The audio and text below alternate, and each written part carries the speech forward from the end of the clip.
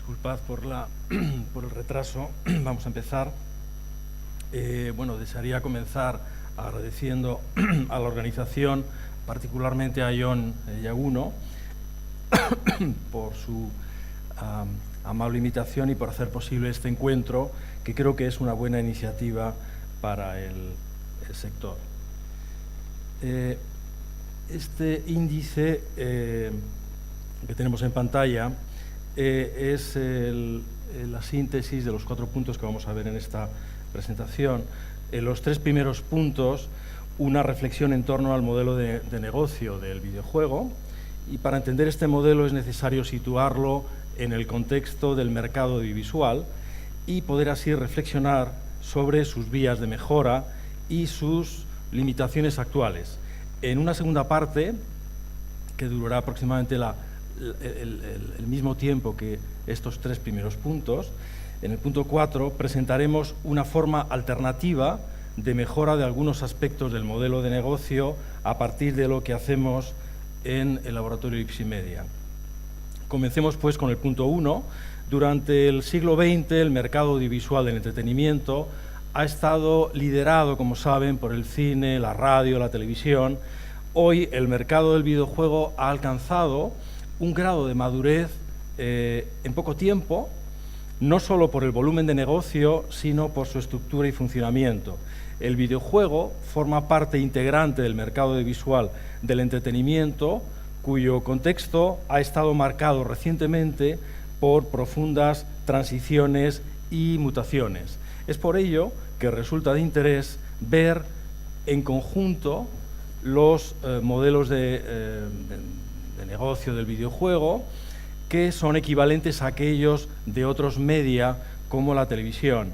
Es decir, bien el usuario paga por el producto, accede gratis y hay una presencia de la publicidad como forma de financiación. En el mercado audiovisual, los contenidos y la publicidad han sido piezas clave del modelo empresarial, pues se pretendía competir con mejores productos y mejores precios. Veamos como ejemplo qué ha pasado en televisión. Respecto a los contenidos, particularmente la ficción audiovisual, en las tomas de decisión sobre los contenidos a emitir en medios clásicos como la televisión, han estado fuertemente influidos por los estudios de audiencia que se servían de la audiometría para obtener el share, el rating o la obtención de los GRPs. Estimaban así cuántas personas veían tal o tal programa, la parte de audiencia de cadena, etc. Todo ello les servía para negociar después sus tarifas publicitarias. Con respecto a la publicidad, dado que esta ha sido un modelo de financiación fundamentalmente en medios como la televisión, recordemos qué ha ocurrido en los últimos años. Sin detenernos en ellos, simplemente recordar que la publicidad convencional durante el siglo XX, en prensa, radio, televisión, etc., era directa o interpelativa según una estrategia push resumida en esta pantalla. Hay franjas publicitarias o espacios específicos para la publicidad, en este color verde. Y este tipo de publicidad ha generado, como saben, no pocos problemas a finales del siglo XX, y la publicidad está cambiando y ello afecta a todos los media. La falta de eficacia en la publicidad clásica, el zapping y otros fenómenos de migración, el paso de la comunicación unidireccional a la bi y multidireccional, etc., están haciendo que pasemos de la estrategia publicitaria push a la pull. Reproducido en la puerta de entrada, si se han fijado, pone push y pull. Esa idea de empujar o de atraer está en el fondo de esta cuestión. Ello favorece la nueva publicidad out the line en un entorno de cultura del entretenimiento audiovisual que es muy importante entender. Aquí he escuchado durante esta mañana palabras como comunidad, como situar al sujeto, al usuario, en el centro de la actividad, etcétera. Ya hablaremos ahora después un poco de ello. Y todo este contexto está favoreciendo la fusión entre el entretenimiento mediático y la publicidad, dando lugar a la publicidad enmascarada, al denominado advertainment, el branded entertainment. La publicidad en auge en el siglo XXI, que yo denomino indirecta o enmascarada, sigue una estrategia pull y es característica del advertainment o del branded entertainment que nosotros investigamos en Ipsimedia. La publicidad, en verde, ya no está en franjas o espacios publicitarios como en el siglo XX, sino dentro del contenido, y podemos identificar tres momentos. Primero, se hace algo para atraer al consumidor, hacer circular información susceptible de interesarle o entretenerle, es decir, se trata de algo que tiene valor en sí mismo para el sujeto. En segundo lugar, el 2 representa que el sujeto decide a continuación exponerse a ese contenido que le interesa. Y en tercer lugar, en ese proceso la publicidad está presente dentro del contenido y es susceptible de influir sobre el sujeto de manera indirecta. Entre otras razones, porque no entra en un proceso de contraargumentación. Por tanto, el contexto del mercado audiovisual ha sufrido algunas transformaciones, como la transición hacia una estrategia pull y el enmascaramiento publicitario en productos de entretenimiento que habremos de tomar en consideración a la hora de mejorar el modelo de negocio del videojuego. Hemos visto algunos paralelismos entre el mercado audiovisual tradicional y el videojuego, pero también hay algunas transiciones que están influyendo particularmente en el campo del videojuego. Tal es el paso de la comunicación unidireccional dominante en el siglo XX a la comunicación bidireccional y multidireccional en el siglo XXI. Pensemos, por ejemplo, en las partidas online multijugador. En este contexto, ¿qué hacer para mejorar el modelo de negocio del videojuego? Hay diferentes maneras de mejorar este modelo, cuyos grandes ejes no difieren de otros sectores del audiovisual. Unos pasan por mejorar factores empresariales que conciernen la política empresarial y aspectos como la gestión, las alianzas de mercado, las relaciones entre los publishers y los desarrolladores y otros aspectos del plan de marketing, la distribución, etcétera, en los que no podremos entrar. Otros apuestan por incluir publicidad para contribuir a la financiación y, en tercer lugar, otras pasan por la mejora progresiva del producto. Pero, como no tenemos mucho tiempo, no me detendré en los factores empresariales y le dedicaremos algo más de atención a los otros dos factores. En primer lugar, la publicidad. Como saben, hay varios tipos de publicidad en videojuegos. Otros media, como la televisión, tienen fórmulas similares e incluso equivalentes. Las promos, los vídeos promocionales, etc. Incluso hoy, marcas como Samsung en su serie 7 en televisión presentan al usuario publicidad personalizada en función de la navegación y el consumo de programas que tiene el usuario. En videojuegos hablamos de Around Game Advertising, la publicidad que rodea al juego, pudiendo aparecer antes o después de jugar, muy común en juegos online. El advergaming, una marca es promocionada específicamente en todo el juego, debido a que esta misma es quien financia el desarrollo del juego. El in-game advertising, donde los juegos contienen la publicidad en sí mismos, como avisos publicitarios o productos de una marca determinada. Hay dos tipos, como saben, la estática y la dinámica. Veamos un ejemplo de publicidad in-game dinámica sobre la que volveremos después.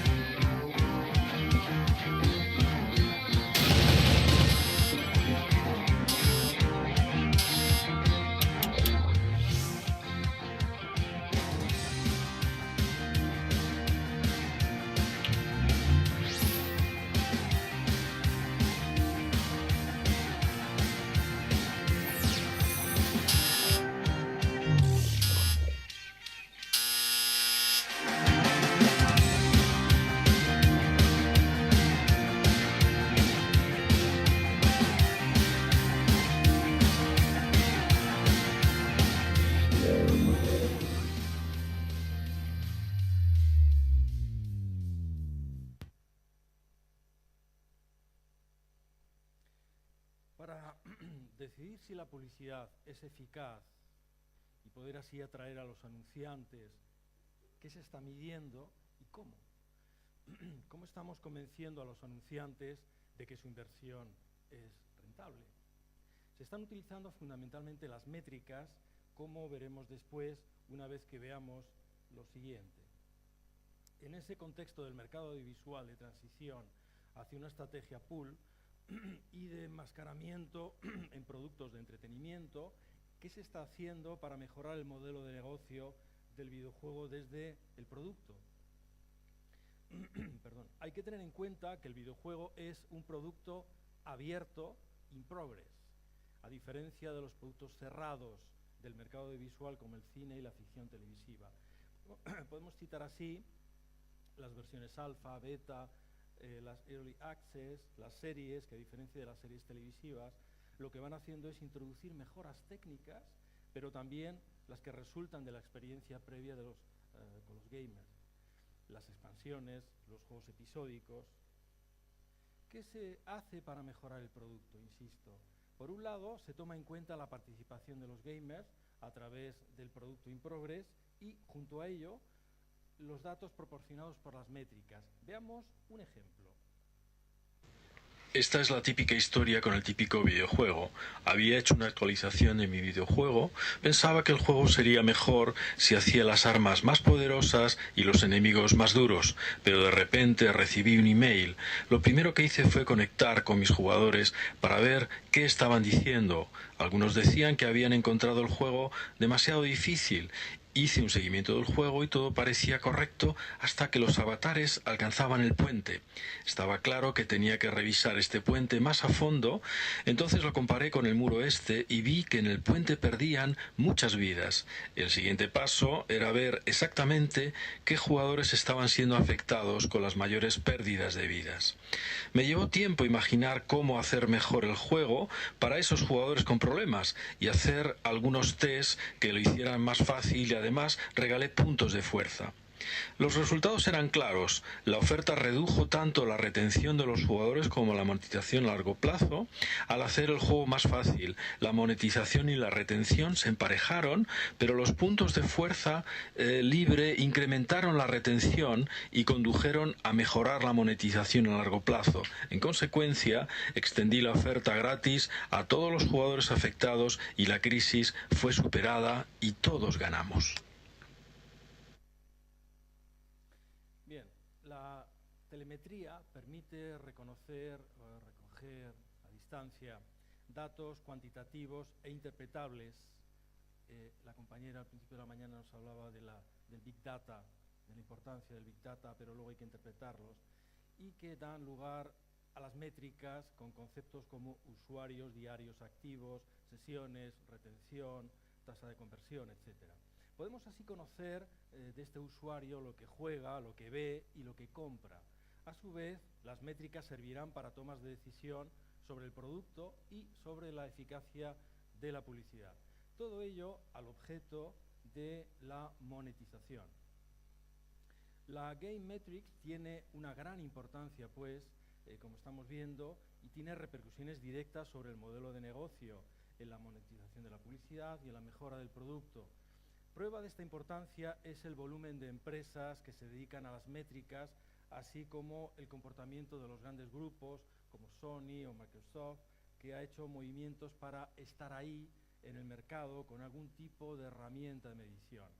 Por ejemplo, recordemos la compra de Massive Incorporated por Microsoft en 2006 por un buen negocio entre 200 y 400 millones de dólares, Sony, etcétera. Lo que está haciendo el mercado del videojuego es suficiente para tener una publicidad eficaz y para mejorar el producto. ¿El mercado del videojuego está bien orientado con las estrategias que he evocado rápidamente o tiene algunas limitaciones? En mi opinión, existen limitaciones actuales del modelo de negocio del videojuego en relación a lo que he venido exponiendo hasta aquí en tres aspectos: la estrategia publicitaria, el modelo de medición que podríamos denominar la neoaudimetría y, en tercer lugar, el jugador y su experiencia de juego. Comentemos brevemente estos tres aspectos. la estrategia publicitaria. Aunque no lo puedo desarrollar suficientemente, enumeraré simplemente 4 de las limitaciones que podemos observar en la estrategia del videojuego actual. En el ejemplo de la publicidad in-game dinámica que vimos hace un momento, con los ancianos, tiene también una estrategia push de publicidad directa e interpelativa, aquella que molestaba en televisión por disruptiva y que acabó con la desinversión, como he comentado antes, por las nuevas exigencias del público, de los usuarios, etc. En segundo lugar, las métricas que utilizan algunas empresas del sector del videojuego permiten conocer algunos datos globales. Por ejemplo, si el jugador ha sido expuesto al estímulo publicitario, lo que nos recuerda a las antiguas mediciones de los GRPs en televisión. Sin embargo, esta forma global de medir no pueden explicar los efectos de esa exposición si ha habido eficacia publicitaria, tal y como necesita conocer el anunciante. Recordemos que ver no es mirar.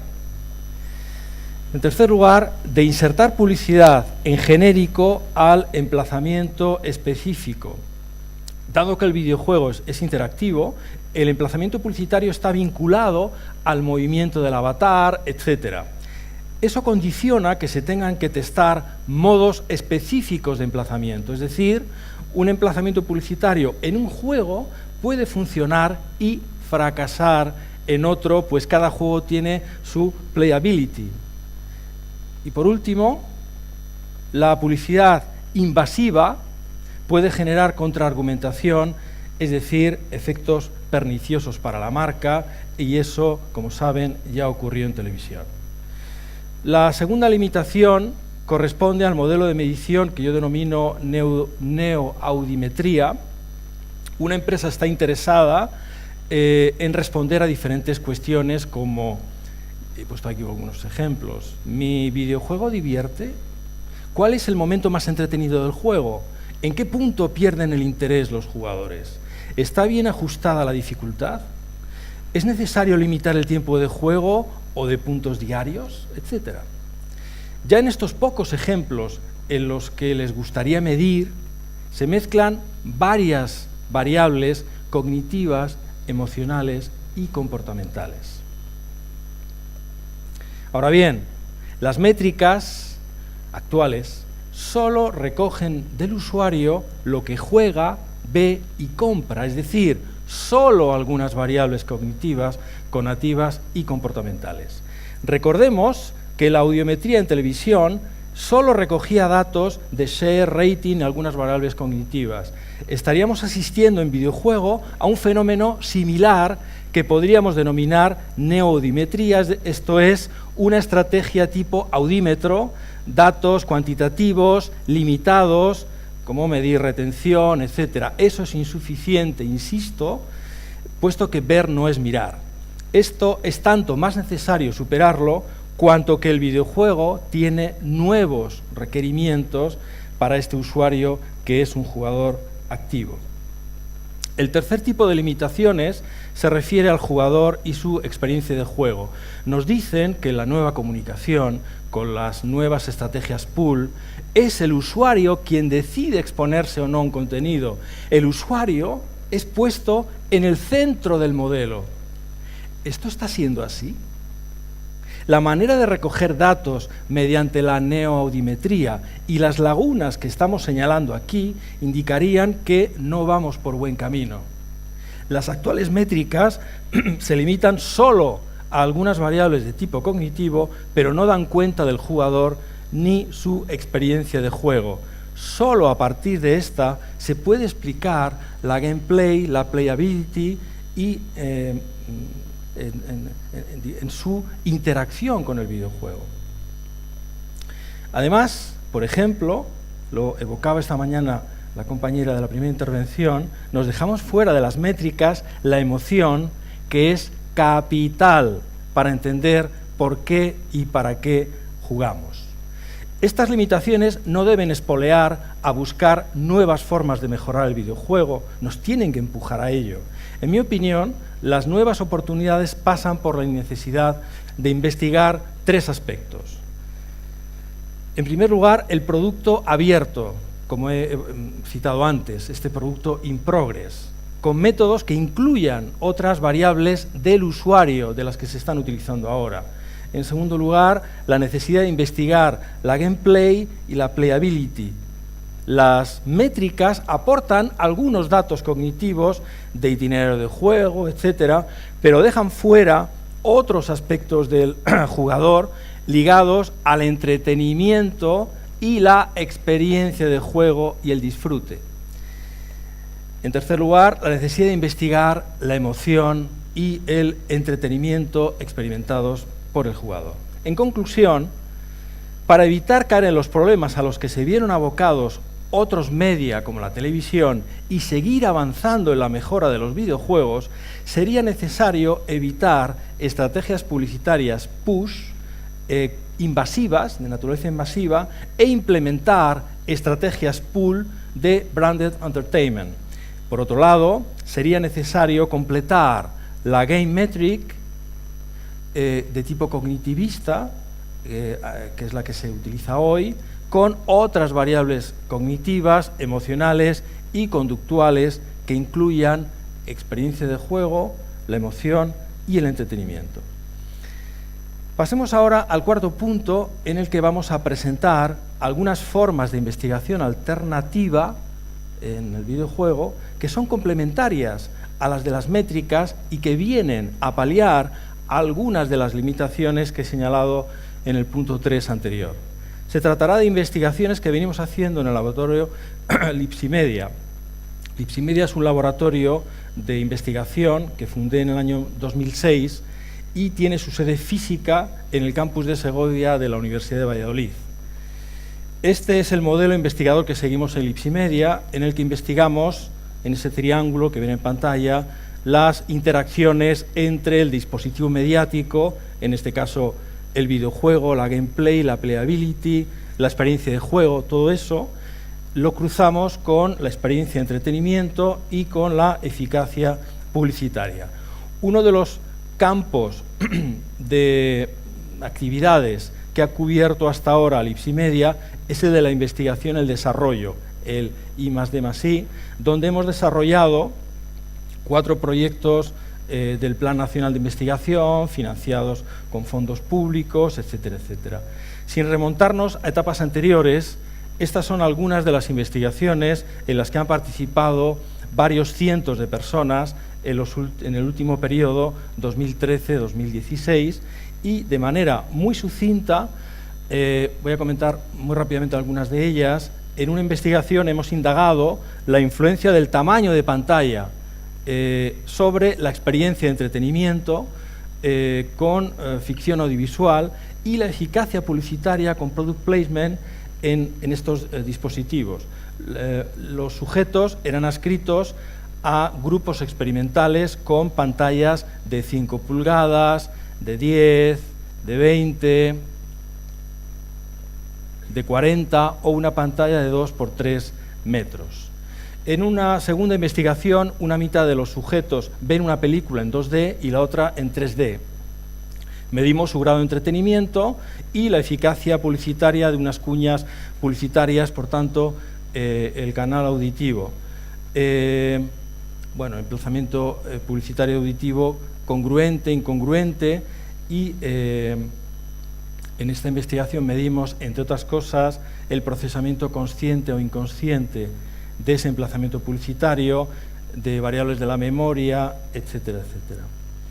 En un tercer proyecto hemos creado, producido y realizado El Avecinero, que es una historia montada en 16 cortometrajes que son equivalentes pero diferentes cada uno de ellos y que explora diferentes relaciones entre la ficción y la eficacia publicitaria. Por ejemplo, en uno de los 4 subproyectos del Avecinero hemos investigado la influencia de los distractores narrativos y del tipo de foco atencional sobre la eficacia publicitaria del emplazamiento. Un primer conjunto de montajes que investiga las funciones cognitivas de atención y percepción. Manipulamos experimentalmente 2 factores: el tipo de secuencia, si es diegética o extradiegética, y el foco atencional, según que el emplazamiento publicitario sea focal o periférico. Hemos creado una marca publicitaria ficticia, que llamamos Ecosan, y la hemos emplazado en los cortos. En el cortometraje A y B, que tenemos en pantalla, tenemos un montaje de secuencias diegéticas, es decir, cuyo contenido forma parte de la historia. La diferencia entre el montaje A y el B está en el lugar focal o periférico de emplazamiento de la publicidad, está señalado con unas flechas. En cambio, en los montajes C y D hay una secuencia que incorpora elementos extradiegéticos que irrumpen en la historia desde fuera de la diégesis y que vienen a influir en el procesamiento de la historia. Indagamos qué influencia tiene sobre el entretenimiento del espectador y su procesamiento de la marca publicitaria. En este Advert Game este es otro proyecto, habíamos emplazado un conjunto de vallas con varios tipos de marcas, unas conocidas, unas desconocidas, etc. Nos interesaba ver la relación entre el procesamiento de esas marcas en relación a la experiencia de juego mientras se conducía el coche, por ejemplo, el manejo del interface, el grado de irritabilidad del jugador, particularmente de los causal gamers, etc.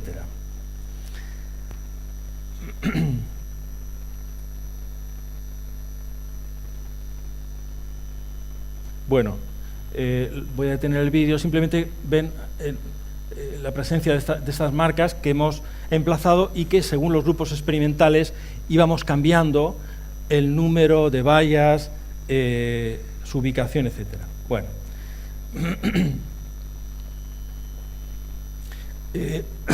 Actualmente estamos trabajando con realidad virtual y realidad aumentada, y la cuestión que aquí nos planteamos es indagar lo que aporta esta tecnología en videojuegos a la experiencia de juegos y la eficacia publicitaria. La tecnología está bien, pero la tecnología por la tecnología no es suficiente. Hay que ver si realmente es útil para nuestra propia experiencia, para nuestras emociones, etc. Bien, por último, bueno, hay un sexto proyecto, nichos de mercado de las empresas de videojuegos españolas en relación a su tipo de producto. De ello nos hablará después Miguel Ángel Gil, que ha venido conmigo y que es uno de los investigadores del laboratorio. Finalmente, un proyecto colaborativo entre nuestro laboratorio y la empresa española, una empresa indie, Tingotan, que es la desarrolladora del videojuego The Guest, del que hablaremos algo más en extenso en esta segunda parte. Y en el laboratorio Lipsimedia llevamos a cabo investigaciones empíricas y experimentales, es decir, con gente en el laboratorio, con contenidos concretos en las que solicitamos de los participantes 3 tipos de medidas complementarias. Por un lado, pruebas mentales y conductuales de tipo cognitivo, emocional y comportamental. En segundo lugar, medimos las reacciones emocionales del sistema nervioso periférico mediante el biofeedback. Y en tercer lugar, utilizamos técnicas que recogen mediciones del sistema nervioso central con aparatos como el eye tracker, etc. En este esquema en pantalla se ilustra el modelo de trabajo en el laboratorio Lipsimedia mediante técnicas de psicología, de neurociencia y de neuromarketing periférico. En relación a lo que he venido comentando desde el comienzo, estudiamos cómo mejorar el modelo de negocio estudiando la publicidad y el entretenimiento experimentado en relación a la gameplay, la playability y otras variables. Lo ilustraremos con un ejemplo concreto, pero simplemente antes de entrar en ese ejemplo, con este videojuego, recordar que las neurociencias son un campo multidisciplinar de estudio del sistema nervioso en el que, como ven en pantalla, participan numerosas disciplinas científicas. Recordemos asimismo que las neurociencias se ocupan del sistema nervioso, que está integrado por 2 sistemas: el central, donde está el encéfalo y la médula espinal, y el sistema nervioso periférico, somático y autónomo. En pantalla están recogidas las tecnologías más importantes aplicadas en neurociencias, entre las que se encuentran las que utilizamos en nuestro laboratorio. Recordar también que para medir el entretenimiento en un videojuego es capital tener en cuenta la emoción. La emoción está íntimamente ligada con la respuesta de los sistemas motor y autónomo del sistema nervioso periférico. Como se dice en el Quijote, ojos que no ven, corazón que no quiebra. Parafraseando lo anterior, podremos decir que ojos que ven, corazón que siente.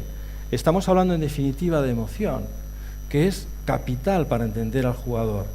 Hecha esta introducción, pasemos a desarrollar el ejemplo concreto. El videojuego... tenemos en pantalla el videojuego The Guest, que es un juego de exploración en first person. No se ve bien la pantalla, pero bueno.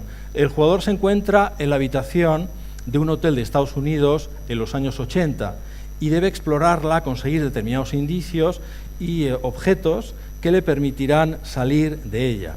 Lo que hemos estudiado en este videojuego, en el que han participado casi 2 centenares de jugadores, es si este videojuego admite publicidad sin alterar la experiencia de juego. Si es así, ¿qué tipo de publicidad y dónde ubicarla? ¿Con qué efectividad? En relación al producto, hemos testado si este videojuego entretiene, en qué partes más y en qué partes menos, la dinámica de entretenimiento, las mejoras eventuales, el perfil del jugador favorable, etc. Bueno, lamentablemente se ve muy mal el vídeo. Este es el diseño experimental que hemos llevado a cabo en esta investigación. El jugador hace una partida de 15 minutos y, tal y como aparece en la diapositiva, el sujeto realiza además una serie de tests y cumplimenta un conjunto de cuestionarios en 2 sesiones en 2 semanas. Además, se recogen datos atencionales y perceptivos mediante eye tracker y emocionales mediante el biofeedback durante el juego. Las variables de diseño que aparecen rodeadas por ese círculo verde se refieren aquí a los estímulos publicitarios que hemos introducido en el videojuego, teniendo en cuenta varios criterios. Por ejemplo, hemos estudiado la prominencia, el grado de integración, la dimensionalidad, el estado y el tipo de marca publicitaria emplazada. Por falta de tiempo me centraré solo en las 2 últimas, es decir, que antes de ubicar un determinado producto, hemos buscado cuál era aquel producto que se adecuaba mejor a este videojuego. Hemos emplazado un estímulo estático, un cartel publicitario, aquí a la izquierda, y otro dinámico interactivo, que es una botella de whisky. El cartel está en una pared, que se ve muy mal aquí. Bueno, ahí hay una flecha. Hemos ubicado en todo el juego este cartel. Y el objeto dinámico es una botella que está dentro de un armario y que el sujeto puede coger y poner en el inventario. En segundo lugar, otra de las variables analizadas es el tipo de marca emplazada. Tenemos 4 tipos: marca real, marca enmascarada, marca ficticia y marca incongruente. Aquí vemos la etiqueta de la botella de la marca real y de la marca enmascarada que habíamos diseñado en nuestro laboratorio siguiendo criterios perceptivos, etc. Aquí la marca real y la marca enmascarada del cartel, la marca ficticia y la marca incongruente. Es incongruente, pues recordamos que estamos en un hotel de Estados Unidos con una estética americana, etc. Tenemos así, en función del tipo de marca emplazada, 4 grupos experimentales y tenemos un 5.º grupo control que nos sirve de contraste, en el que no se introduce la publicidad y que es sometido exactamente a las mismas pruebas que el resto de grupos. Otro grupo de variables son las variables que denominamos moderadoras del individuo y medimos su influencia sobre los efectos en el jugador. Son estas que aparecen en ese círculo en gris. Indagamos así 8 variables mediante diferentes cuestionarios y escalas de actitudes, tipos de jugador, consumo, grado de implicación, etcétera, para ver si esto va a influir sobre las variables de eficacia. Durante la partida medimos 3 factores de procesamiento del jugador. Por ejemplo, grabamos la partida y con el... Bueno, se ve fatal, pero pueden ver los puntos rojos. Nos indican, esto es una grabación de la partida con el eye tracker, de modo que sabemos con precisión dónde mira el sujeto durante la partida y las líneas indican el desplazamiento ocular. Bueno, aquí está leyendo, ha cogido un sobre, una carta, la está leyendo, no va a encontrar una serie de índices y como ven los puntos van recorriendo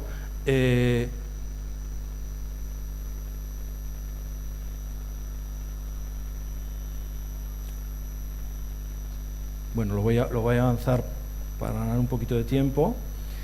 A ver,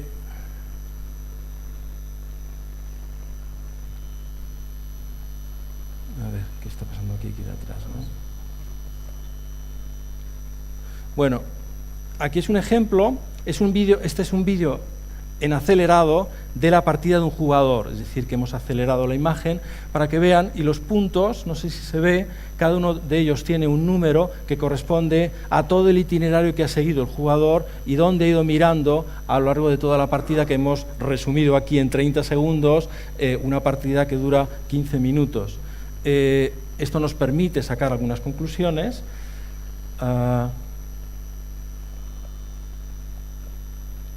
Y esta es lo mismo, pero con otro criterio de presentación, que son los colores. El amarillo es menor número de visionado, el verde un aumento de focalizaciones en ese punto, y el rojo, que es un mayor número de visualizaciones. Aquí tenemos también en acelerado esa partida completa de un sujeto. Esto nos permite obtener mucha información.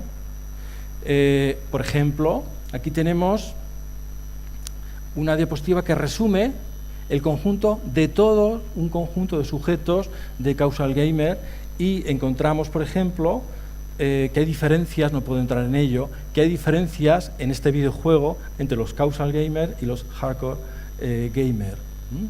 Bien, colocamos también al jugador, decía antes, un biofeedback inalámbrico que nos permite obtener respuestas fisiológicas del sistema nervioso periférico, es decir, de la emoción, que influye sobre el procesamiento publicitario. En pantalla tenemos los registros del biofeedback de un sujeto durante la partida. Estos registros, que ven en diferentes colores, incluyen el electromiograma, aquí en verde, es decir, el tono muscular, la temperatura corporal, el volumen sanguíneo, la amplitud sanguínea, el pulso, la motilidad, la conductancia de la piel, etcétera. Voy a avanzar. Bueno, en esta gráfica vemos los datos de 3 de los registros de un jugador durante la partida. En rojo, la línea en rojo, la temperatura ha ido aumentando, la conductancia de la piel en amarillo y el tono muscular en verde. Vemos diferentes reacciones de distintos momentos concretos de la partida y como grabamos la sesión, podemos poner en relación qué ocurre en cada momento en el cuerpo del jugador y el contenido concreto del videojuego que provoca esta reacción. Por tanto, tenemos datos sobre la influencia de las variables moderadoras del individuo, que comentaba antes en gris, de su procesamiento cognitivo y emocional a nivel del sistema nervioso central y del sistema nervioso periférico, y una serie de efectos que están ubicados ahí a la derecha, efectos de 2 tipos. Arriba, los efectos de eficacia publicitaria cognitiva en amarillo, emocional en rojo y conativa en azul. Y abajo en morado, los efectos de entretenimiento. Aquí hay un desglose de las variables de eficacia publicitaria que incluyen atención, percepción, recuerdo, reconocimiento, procesamiento consciente e inconsciente, actitudes, intencionalidad de compra, etc. En relación al factor entretenimiento, cuestionarios y escalas baremadas y estandarizadas, y cada una de estas variables de entretenimiento y todas las anteriores de eficacia publicitaria y las variables moderadoras tienen a su vez cada una de estas variables entre 4 y 20 ítems por escala, de manera que se pueden imaginar la cantidad de datos que tenemos por sujeto. Por tanto, tenemos datos sobre la influencia de las variables moderadoras de cada sujeto, de su procesamiento cognitivo y emocional a nivel del sistema nervioso central y periférico y una serie de efectos. De todo ello, solo presentaremos a título ilustrativo del potencial de estas metodologías complementarias a las métricas clásicas que he evocado al comienzo de la sesión, algunas, vamos a presentar muy rápidamente algunos resultados que tienen que ver con esto poquito que tenemos ahí, del tipo de estímulo publicitario, la memoria y parte del procesamiento consciente e inconsciente. Nos centraremos aquí en unos cuantos ítems referidos a 3 cuestiones de interés. La primera sobre el procesamiento consciente e inconsciente de la publicidad. Aquí tenemos el eye tracker, que nos permite saber si durante su exploración de la habitación el jugador ha visto, decíamos, ver y mirarnos lo mismo, si ha visto, mirado y durante cuánto tiempo y cómo el póster y la botella. Esta información la cruzamos con otras pruebas cognitivas que nos permiten saber si, habiéndolo visto, lo ha procesado de manera suficiente para influir sobre sus ulteriores tomas de decisión. Por ejemplo,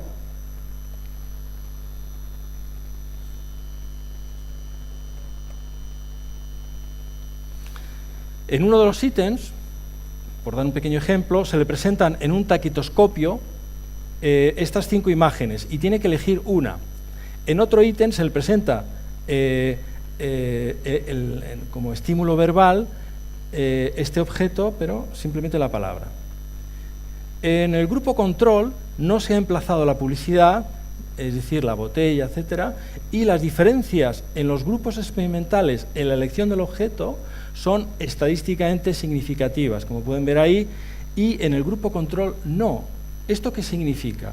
Que la inclusión del estímulo publicitario en el videojuego influye sobre el procesamiento del jugador. Cuando se les pregunta a los jugadores por qué han elegido la botella, el 68,3% no lo sabe, no sabe por qué.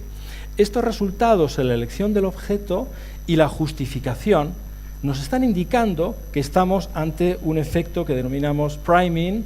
El priming es un efecto relacionado con la memoria implícita, por la cual la exposición a determinados estímulos influye sobre la respuesta que se da a estímulos presentados con posterioridad, y de todo esto podemos no ser conscientes. En otro ítem, en lugar de presentar imágenes, se le presenta, como decía, la palabra, coche, elefante, etcétera, y el resultado es el mismo que para las imágenes, es decir, que aparece el efecto priming. En otro ítem distinto, se le presentan 2 listados de marcas de whisky, y cada uno, y se le pide que elija uno rápidamente. ¿Qué ocurre? Que aquí también eligen de manera significativa la marca de whisky que había sido emplazada en el juego, luego nuevamente aparece el efecto priming. En otro ítem se les pide que elijan las imágenes de 5 botellas, y hay un ejemplo en pantalla. Esto se lo presentamos no así, sino con un taquitoscopio, para que las imágenes vayan apareciendo de manera alterna. Aquí hemos enmascarado las marcas, es decir, hemos desdibujado, si se fijan, la etiqueta, borrando los indicadores verbales y manteniendo solo elementos perceptivos. Las que se ven en pantalla corresponden al grupo donde está enmascarada la marca dinámica, el JB.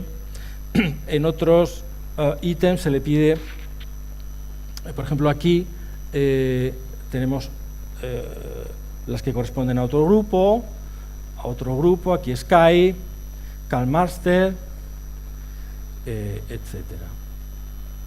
Bien, el resultado vuelve a ser el mismo con esta forma de presentación de los estímulos. A pesar de haber borrado elementos de la etiqueta, la activación cortical del estímulo publicitario es tan intensa que induce al jugador a elegir la marca emplazada en el juego. Nuevamente tenemos el efecto priming. Y esta es la justificación en la que el 57,5% de las respuestas de los jugadores no se es consciente de que se había visto antes ese estímulo. En conclusión, la aparición del efecto priming indica que hay procesamiento inconsciente de la publicidad que hemos emplazado en este videojuego. Un segundo resultado tiene que ver con el recuerdo a corto plazo de la publicidad. ¿Qué induce más recuerdo? ¿El estímulo estático, es decir, el cartel que habíamos puesto en uno de los muros, las paredes, o el dinámico, es decir, la botella con el que va a interactuar el sujeto? Puede parecer evidente, pero hay que investigarlo. El objeto dinámico, la botella, deja una mayor huella en la memoria de nuestros sujetos en comparación con el recuerdo del objeto estático, es decir, el cartel. Y ello tanto a corto como a medio plazo. Hablamos de medio plazo una semana después. Llamo su atención sobre el hecho de que incluso el póster, a pesar de que está emplazado en un foco periférico, es decir, no en el foco central, donde el sujeto mira con su mirada focal, también el póster que está en periferia consigue captar la atención del jugador y es procesado y recordado.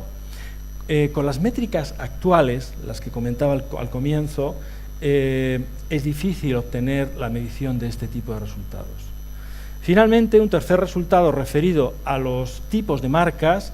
Si, como vimos en los primeros análisis, todos los estímulos, tanto reales como ficticios, son procesados y se obtienen indicadores conscientes e inconscientes, ese efecto es más importante para las marcas reales que para las ficticias, cuando el proceso testado es el recuerdo a corto plazo, a medio plazo.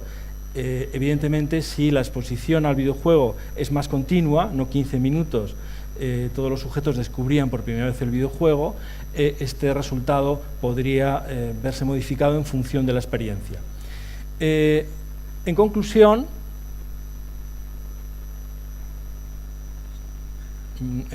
me he pasado de diapositiva. Bueno, durante el videojuego procesamos los estímulos publicitarios no solo de manera consciente, sino también por vías inconscientes, es decir, indirectas, de las que no somos conscientes. Tanto los estímulos publicitarios reales como los ficticios influyen sobre la mente del jugador y su conducta ulterior. De este estudio, del que solo he presentado una pequeñísima, ínfima parte, se derivan aplicaciones prácticas para la inserción de publicidad en este videojuego. Esto no se puede generalizar a otros videojuegos. Concretamente, un anunciante, en este caso, tiene datos fiables de qué, dónde y cómo emplazar publicidad concreta en este videojuego de manera rentable en términos de eficacia publicitaria. Bien, y por mi parte le voy a dar paso a Miguel Ángel Gil, como decía antes, trabaja con nosotros en el laboratorio, es un investigador del laboratorio, que les va a comentar algo en relación a este proyecto que está en marcha y del que alguno de ustedes tendrá conocimiento en función de la comunicación que ha tenido el laboratorio con algunas empresas del sector. Y nada más, te dejo Bueno, veo, sí, se me oye bien. Voy a ser extremadamente breve porque vamos con 20 minutos de retraso, así que no quiero retrasar más. Bueno, soy Miguel Ángel Gil y voy a explicar muy deprisa lo que estamos haciendo para buscar nichos de mercado a través de una tipología de jugadores según lo que tienen que hacer. Entonces, estamos haciendo una tipología por niveles de interactividad y la experiencia del juego de entretenimiento en los videojuegos. Para ello hemos hecho una tipología que se basa en la acción, en qué debe hacer el jugador para interactuar con el juego. De una cosa muy básica como puede ser un juego de baile, de música, que es un juego puramente reactivo, a un juego totalmente creativo como puede ser Minecraft, que básicamente hazte lo que quieras. Para ello también estamos investigando todas las empresas españolas y todos los videojuegos españoles que hemos podido encontrar. Pues a muchos de vosotros, si sois desarrolladores o dedicáis a videojuegos, posiblemente habéis recibido mails de investigación.fibidem@gmail.com, que es mi compañero Carlos, pidiendo una encuesta con datos económicos. Y yo, por otro lado, he estado revisando todos los videojuegos españoles que he encontrado, llegando a 1099, y sé que me he dejado y un montón, y pudiendo luego cruzar los datos de esas dos estadísticas y poder buscar nichos de mercado viendo qué tipo de cruzando esta tipología con géneros y con otras muchas cosas. Y no voy a retrasar más porque llevamos mucho tiempo de retraso. Si tenéis alguna duda, queréis preguntar lo que sea, pues aquí estamos. Gracias.